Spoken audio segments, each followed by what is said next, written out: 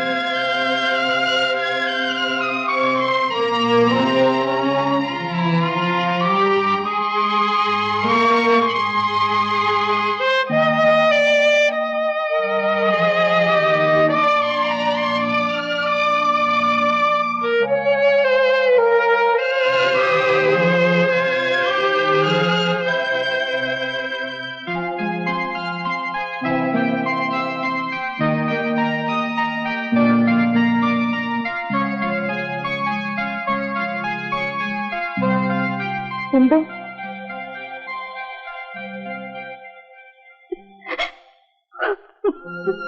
എന്ത്?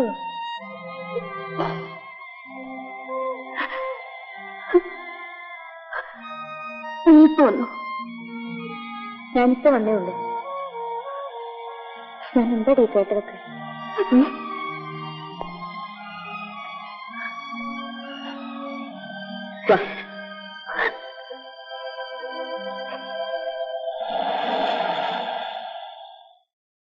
ഒരു ചെറിയ തെറ്റെങ്കിലും ചെയ്യാത്ത ഒരാണിനെ നീ എനിക്ക് കാണിച്ചു തരാമോ? ആണുങ്ങൾക്കൊന്നും വരാനില്ല. എടി, നീ ഒരുത്തിന്റെ ഭാര്യയല്ലേ? നിനക്ക് വിദ്യാഭ്യാസം ഇല്ലേ? നീ എന്താ നിന്റെ ഭർത്താവിനെ പറ്റി ധരിച്ചിരിക്കുന്നത്? അയാൾ നിന്റെ കളിപ്പാതായിട്ട് നടക്കുമെന്നാണോ? നീ അതിനെക്കുറിച്ചൊന്നും ശരിക്കറിയാതെയാണ് സംസാരിക്കുന്നത്. എനിക്കെല്ലാം അറിയാം. എടി, നാട്ടുകാർ പറഞ്ഞു കേട്ടിട്ടുള്ള അറിവല്ല ഇത്. ഞാൻ എന്റെ കണ്ണുകൊണ്ട് കണ്ടതാണ്. എന്തുവെന്ന് നീ കണ്ടതെല്ലാം സത്യമാണെന്നില്ലല്ലോ. എനിക്ക് അയാളെ കുറിച്ച് നേരത്തെ അറിയാം. നിനക്കറിയാമോ? അച്ഛനുൾപ്പെടെ എല്ലാവരും എതിർത്തിട്ടും ഞാൻ അയാളെ വിവാഹം കഴിച്ചത് അയാൾ നന്നായി വരുമെന്നുള്ള വിശ്വാസത്തോടെയായിരുന്നു. ഇന്നവരുടെ മുഖത്ത് നോക്കാൻ എനിക്ക് ശക്തിയില്ല. ഞാൻ അയാളുമായി ഇനി ജീവിക്കുന്ന പ്രശ്നമേ ഇല്ല രജനി. അതിന് നിനക്കൊരു ഭ്രാന്തുണ്ടോ? എനിക്കൊരു കുഴപ്പവുമില്ല. നിനക്ക് കേൾക്കണോ? എന്റെ ബെഡ്റൂമിന്റെ പുറകിലുള്ള വിൻഡോ പെർമനന്റായി ഞാൻ അടച്ചിട്ടിരിക്കുകയായിരുന്നു. എന്തിനാണെന്നോ? അതിന്റെ പുറകിലുള്ള ഫ്ലാറ്റിൽ 24 മണിക്കൂറും എന്നെ നോക്കിയിരിക്കുന്ന ഒരു ചെറുപ്പക്കാരനുണ്ട്. ഇയാളില്ലാത്ത എത്രയോ രാത്രികൾ ഉണ്ടായിരുന്നു. ഞാനൊന്ന് കണ്ണടച്ചാൽ മതി, അയാൾ എന്റെ ബെഡിലായിരിക്കും. എനിക്കും ആകാമായിരുന്നല്ലോ. അതാണ് ഞാനും അയാളും തമ്മിലുള്ള വ്യത്യാസം. എനിക്ക് നിന്റെ ന്യായീകരണങ്ങളൊന്നും കേൾക്കണ്ട. നീ പറയുന്നത് ശരിയാണെന്ന് നിനക്ക് മാത്രം തോന്നിയാൽ പോരല്ലോ. ഒന്ന് ഞാൻ പറയാം. ആവശ്യമില്ലാത്ത നിന്റെ എടുത്തുചാട്ടങ്ങൾ കൊണ്ട് നിന്റെ ഭാവി തകർക്കരുത്. ഒന്നുകൂടെ ആലോചിക്കുക. എനിക്കിപ്പം ഇത്ര പറയാനുള്ളൂ. ഞാൻ പോകുന്നു.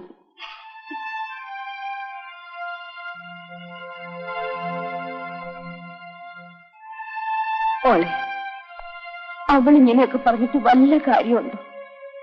അച്ഛനാണെങ്കിൽ അവനെ ഈ പഠിക്കകത്ത് കെട്ടണമെന്നാ പറഞ്ഞിരിക്കുന്നു. ഞാൻ എന്ത് ചെയ്യും മോളെ? ഇനി ഇവളോട് എന്ത് പറയാനാണമ്മേ? കൊച്ചുകുട്ടിയെന്നല്ലല്ലോ, നമ്മളൊരു ഡോക്ടറല്ലേ.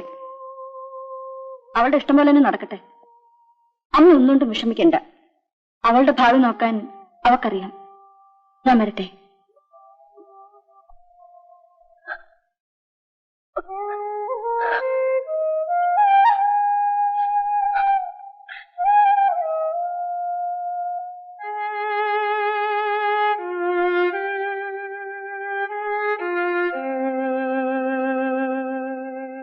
രവി എന്താ രാവിലെ സൈറ്റിലേക്ക് വരായിരുന്നു?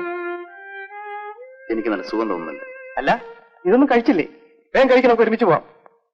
സലീം പൊക്കോളൂ, ഞാൻ വന്നേക്കാം. ഇങ്ങനെ ഒന്നും കഴിക്കായിരുന്നു എങ്ങനെയാണ്? കൊച്ചു കുട്ടികളെ പോലെ. വേണ്ട സലീം.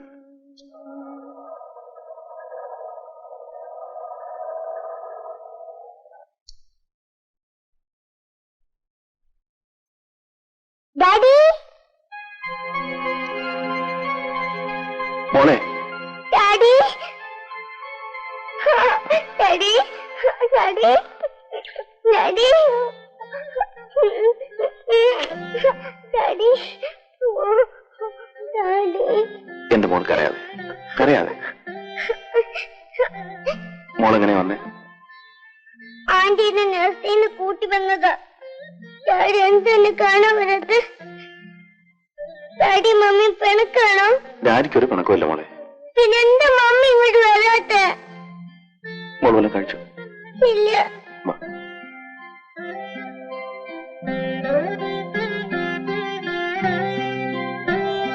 നമുക്ക് ഊണ് കഴിക്കാം.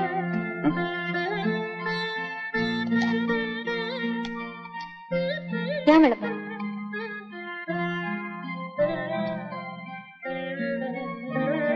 ഡാഡി വരുതട്ടെ. ഡാഡി കഴിച്ചാ? ഡാഡിക്ക് വേണ്ട, മോള് കഴിക്കും. ഡാഡി കഴിച്ചില്ലെങ്കിൽ ഞാനും കഴിക്കില്ല.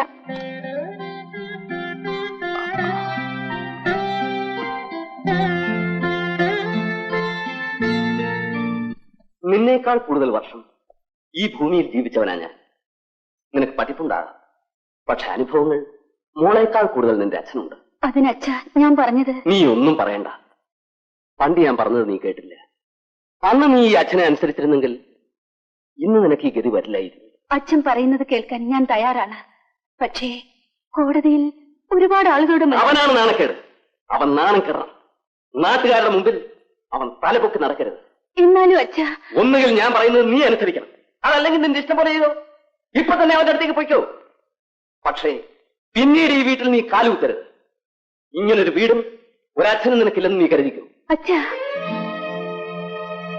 മോളെ, നിന്നെ സ്നേഹിക്കുന്ന ഒരു ഭർത്താവാണ് നിനക്ക് വേണ്ടത്.